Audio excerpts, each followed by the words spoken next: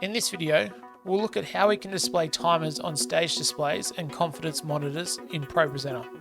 Let's get started. When we want to show a timer to someone, we've got to go and put it on a slide. So let's go and have a look at, say, our countdown timer, and let's put it on our stage display. So to get to stage displays, I'm going to More, Stage Editor. Now this is a stage display that's already set up, and so what this shows is it's going to show the text on the current slide that's up on the audience screen, and it's going to show the text that's on the next slide over here. And so what we're going to do is we're going to put our timers down the bottom here, so that the person on the stage can see the timer as well as the slide now and the next slide too. So we'll have another video about stage displays that goes into depth, but for now we're just going to go and do a quick timer. So to add things to a slide, we go to our plus, and we're going to come down, and these are different to our normal slide editors, but we've got a lot of different options, and we're just going to choose timer. So in this one, we want our countdown timer, because that's the one that's going to count down for, say, our MC spot. And I'm also going to put on here my church countdown timer as well, so that we can tell how long it is to church if we're up on the stage before church has started. So we might put them next to each other like this. Now, there's a few little tricks we can do with these as well. Number one is, if that's my church countdown and that's my countdown timer, now I might not want to have all of these numbers. So this is hours, minutes, seconds, and milliseconds. So we go into text up here. So this is our editing, and we can choose which ones we display. So we might turn off the milliseconds, and we might turn off the hours, because it doesn't really matter if there's more than 1 hour before these things start. And we know our countdown timer is only 5 minutes. So it's only ever going to show 5.00 as its maximum. Our church countdown might show like 120 minutes if we're practicing 2 hours before church, and that's okay. So we can do that. The other thing that's helpful that some people like to do is you might want to do a color trigger. So over here on the right, we can link a color trigger to a time. So if I've got my church countdown, I might want to go into here and let's add a color trigger. And so we might say at 5 minutes. So let's go into here and let's go color trigger at 1 minute left. We're going to go red. Why are we doing that? Because our countdown timer, if we go back up to timers, our countdown timer is 5 minutes, and it's counting down from 5 minutes. And so we want to show it as red when there's 1 minute left. So the person is aware it changed, and it might catch their attention a little bit, and they can see they're down to their last minute. In our church countdown, we're not going to do that because our church countdown is linked to a time. So we might go into here, and we might go, okay, at 9:55, we want it to go red, or we might actually do yellow. And then at 9:59, we want it to go red because we know there's only 1 minute left. And then everyone will get that and see that on the stage, and our musos will come out and we're ready to rumble them.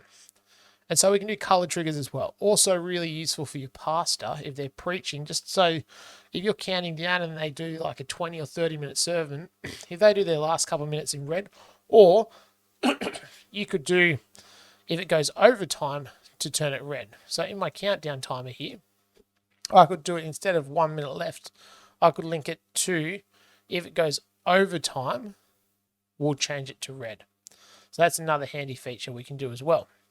So let's just have a look at what this looks like really quickly. So if I go into one of my playlists here and we get something up on the screen, here's our preview window, and we've got, we're glad you made it today. We've got our little logo. Now, if I change my screen to our stage screen, it's very small, but you'll see we've got our first current slide. We're glad you made it today. We've got our text on our next slide, all of this text, and we've got our timer sitting down the bottom here. So if I go into my timer and I click start, now this timer is starting. If I come down and I click my church countdown timer, you'll see it's counting down. We've got 12.5 minutes to go. And it's in yellow. So let's just go back and have a look, because it looks like we've set that up wrong. Because when I've done my church countdown, this one here can actually be set in minutes. So that's my mistake. So let's go 5 minutes and let's go 1 minute. So you live, you learn in Propresenter. We're doing this all live.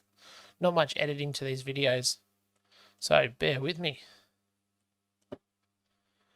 0, 1. So 1 minute countdown will be red. So now when we go back, and if we hit this slide again, and we run all of our timers, we'll notice that both timers are white and they're running.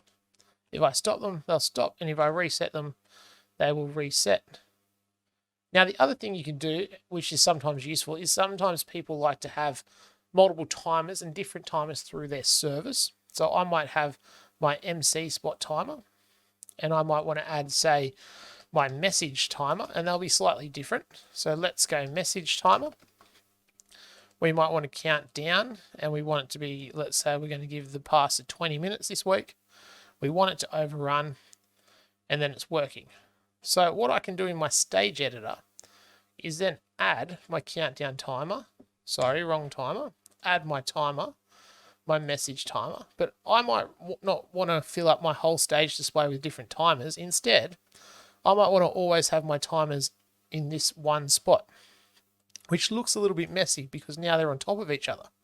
However, if I look down here on my left, I've got my different objects, and I can choose which one, and we can figure out which one's which, and we can hide and display them when they're active. So if we go over here to visibility, so I've got my message timer, I'm in shape on the editor, visibility, all of the following conditions are met. So this is saying I want this to be shown when these things happen. So we're going to choose a type, we're going to choose a timer, and I'm on message timer. So we're going to choose message timer is running. We want it to show. If you want the timer to disappear once it's counted down, you can choose has time remaining. But if you're overrunning your timer, it's going to disappear once it hits 0, and they won't be able to see it. So I like to do is running, and that should be fine for that one. Then we're going to go countdown timer, visibility, choose type timer, countdown timer. When it is running, we're going to show it.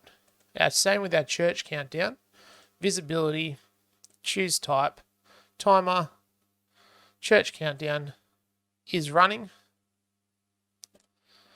And so what we can actually do now is if we go back here, you'll see there's no timers. But if I go into timers and I click start on this one, it shows up. If I click start on my church countdown, it shows up. If I click stop, it disappears.